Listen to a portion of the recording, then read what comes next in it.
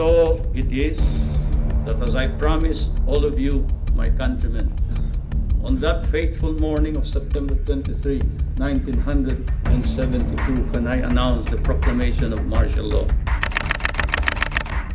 I, Corazon Cojuangco Aquino, Corazon Cojuangco Aquino, do solemnly swear do solemnly swear that I will faithfully that I will faithfully and conscientiously and conscientiously fulfill my duties fulfill my duties as President of the Philippines. as President of the Philippines.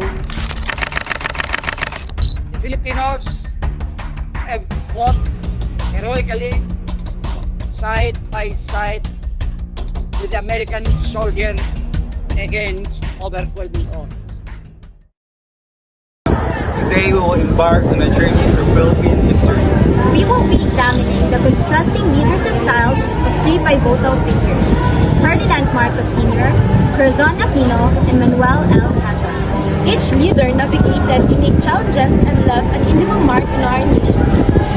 Studying their approaches, one autocratic, second consultative, and third democratic, offers valuable insights into the complexities of governance.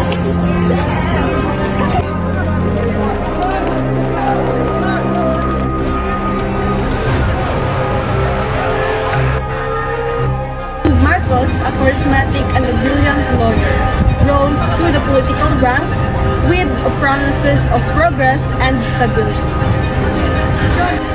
Initially hailed for infrastructure development and economic growth, his leadership took a sharp turn with the declaration of martial law in 1970.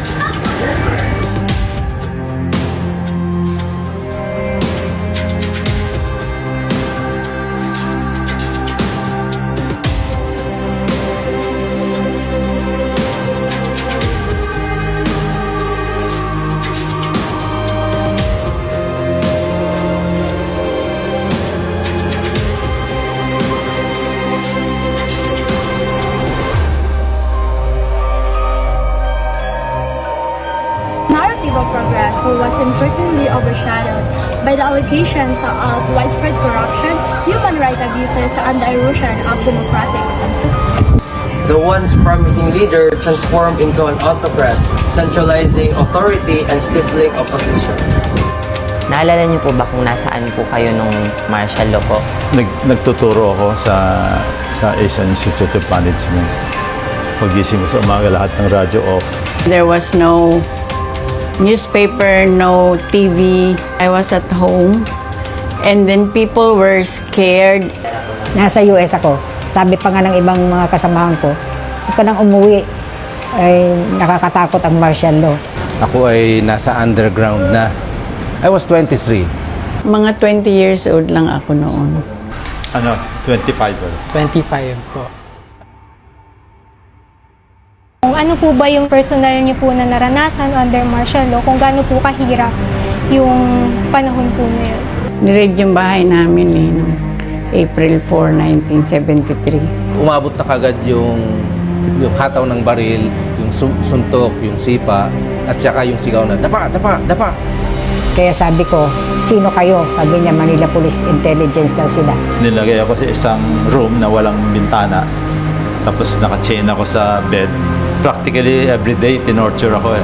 I was ordered to remove my pants at pilit nilang pinasukan ng tingting ang aking penis. Pinilit akong umarin yung aking blusa. At doon, nilagay nila yung wire dito sa aking dito sa suso ko. Napakasakit masyado. At Takas ako, si Lily, pinag-initan nila yung kapatid kong babae na pinatay nila. The seed of discontent eventually blossomed into a powerful people movement, culminating the 1986 EDSA Revolution, which led to the end of 2 decades.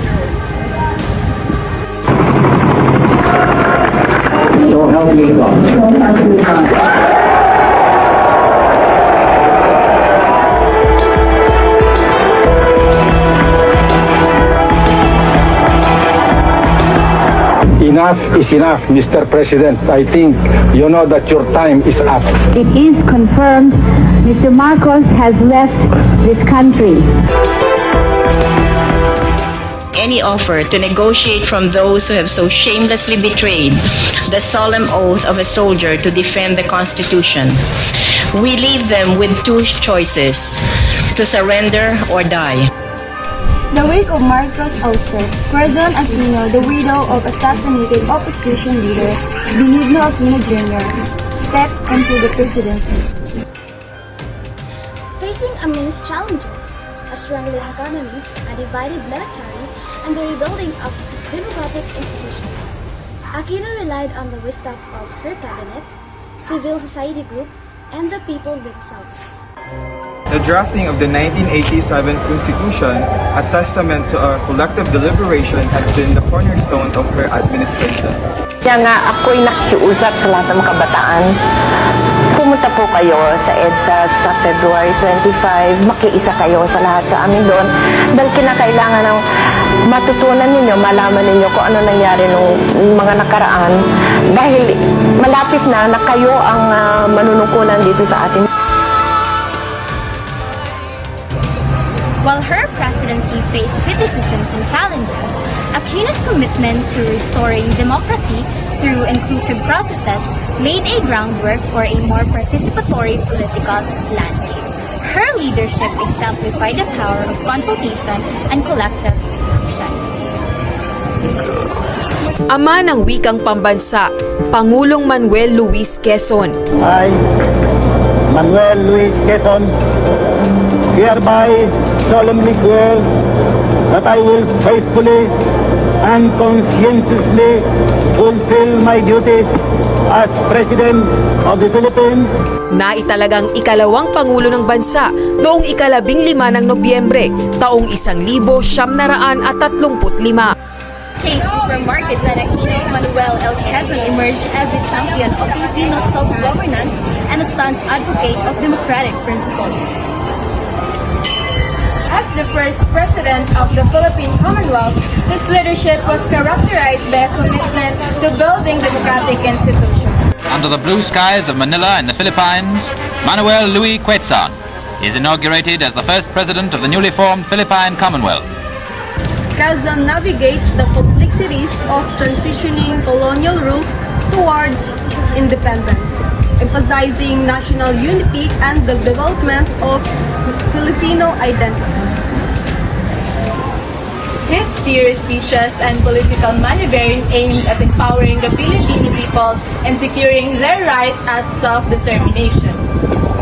Quezon's vision of democratic Philippines, though interrupted by the World War II, laid a crucial foundation for the nation's future political development.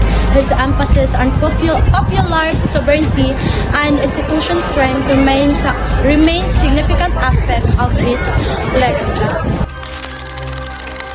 These three leaders side by side reveals distinct approaches to governance. Marcos' autocratic rule prioritized centralized power and control, prioritized individual liberties and democratic processes. Aquino's consultative style emphasizes dialogue, participation, and the rebuilding of the democratic institution through collective effort.